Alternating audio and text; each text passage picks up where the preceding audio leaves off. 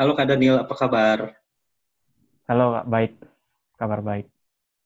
Iya Kak Daniel, ini saya bisa minta waktunya sebentar ya. Saya mau tanya-tanya tentang materi OSN atau KSN bidang studi kimia. Boleh ya?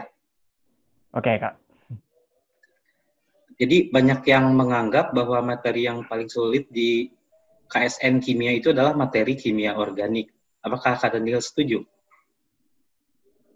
Oke, anggapan itu sebenarnya bisa dibilang benar ya, karena untuk kimia organik sendiri, cakupan materinya cukup luas.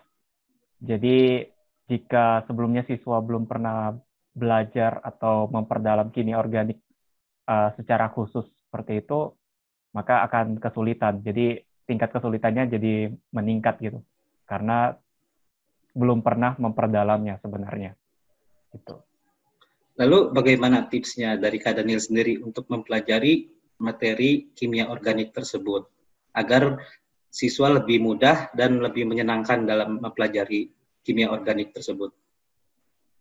Oke, kimia organik sebenarnya kalau mau dilihat untuk KSN ya, untuk KSN atau OSN seperti itu, tingkatannya cukup banyak dengan penggambaran mekanisme dan sebagainya.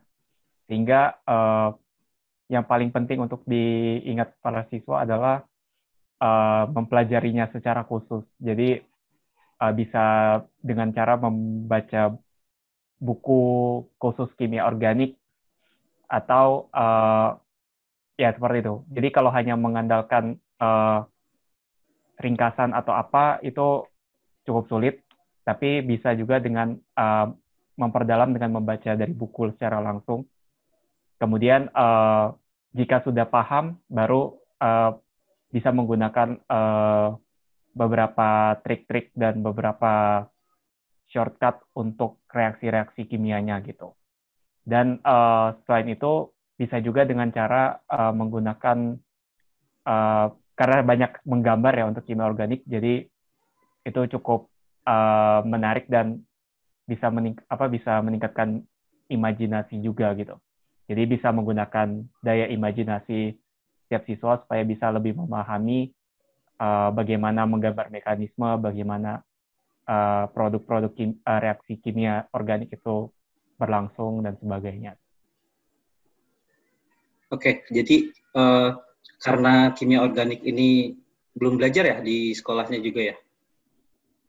Ya, setahu saya belum sudah, tapi mungkin belum dalam gitu. Jadi mungkin sebaiknya siswanya mempelajari dasarnya dulu mungkin ya untuk kimia organik. Diperkuat dulu dasarnya baru dengan cara membaca buku tentang kimia organik seperti itu. Betul, betul. Karena kimia organik butuh dipelajari secara khusus. Oke, nah sebenarnya kan materi sulit itu tergantung siswanya ya. Ada yang menganggap kimia organik sulit, ada yang menganggap stoikiometri yang sulit atau kesetimbangan kimia dan lain-lain. Nah, misalkan ya ada siswa misalnya jago nih dalam stoikiometri, kesetimbangan kimia juga jago. Nah, tapi dia tidak menguasai kimia organik misalnya. Nah, menurut Kak Daniel gimana? Apakah siswa tersebut harus mempelajari kimia organik lebih lanjut atau memperkuat yang sudah dia pahami saja? Sebaiknya Oke, gimana? kalau kasusnya seperti itu, siswa perlu belajar kimia organik sebenarnya, karena kalau dilihat dari porsi jumlah soal dan komposisi soal juga ya di berbagai tingkat, misalnya tingkat kota, provinsi maupun nasional, itu cukup banyak kimia organik. Jadi kalau misalnya tidak dipelajari, tidak diperkuat kimia organiknya, sangat sayang banyak poin yang hilang gitu. Dan sebaiknya juga secara umum untuk kimia, sebaiknya semua materi itu harus dikuasai. Tapi memang perlu ada yang misalnya karena waktu ya, mungkin karena waktu atau apa, bisa memperkuat beberapa materi yang dikuasai, tetapi setidaknya yang lain setidaknya punya gambaran seperti apa gitu.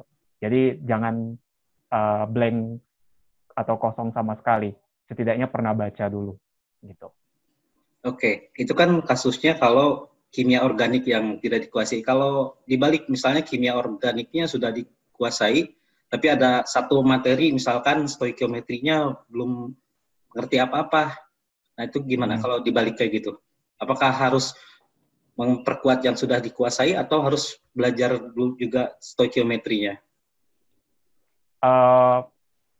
Memperkuat perlu, tetapi yang lain itu setidaknya perlu ada sedikit teringat atau sedikit dipelajari lah untuk bisa bisa menjawab soal-soal yang dasarnya. Jadi tidak semua soal itu akan sulit gitu.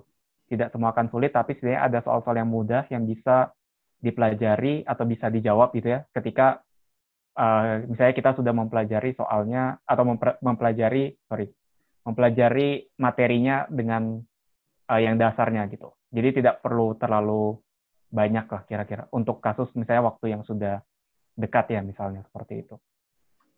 Oke, berarti jangan sampai blank banget gitu ya tiap Jangan bab sampai itu. blank banget. Ya. Betul. Oke, Kak Daniel sekian. Terima kasih banyak atas waktunya. Sampai jumpa lagi. Oke, terima kasih.